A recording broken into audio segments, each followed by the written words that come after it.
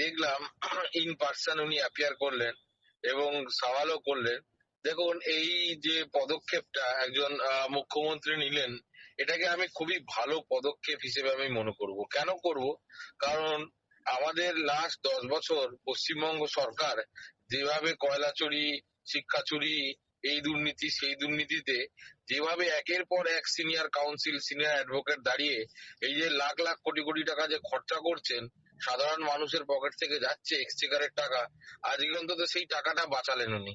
তো আমি একদম মানে মন থেকে বলবো যে এই প্র্যাকটিসটা আস্তে আস্তে পুরো ভারতবর্ষে আমাদের যারা মিনিস্টার আছে তাদেরকে অ্যাডাপ্ট করা উচিত। ইন পার্সন অ্যাপিয়ার করে, অ্যাটলিস্ট ইন পার্সন অ্যাপিয়ার করলে যেটা হবে, হারুক জিতুক সেটা পরের ঘটনা, কিন্তু আহ, আহ, আমাদের যে এক্সচেকার থেকে যে খরচাটা হয়, যেটা সাধারণ মানুষের ট্যাক্স পেয়ারের টাকার, হ্যাঁ, এই যে ভুলভাল অপরাধ ঢাকার যে খরচাটা করে, সেই টাকাটা অন্তত বাঁচে।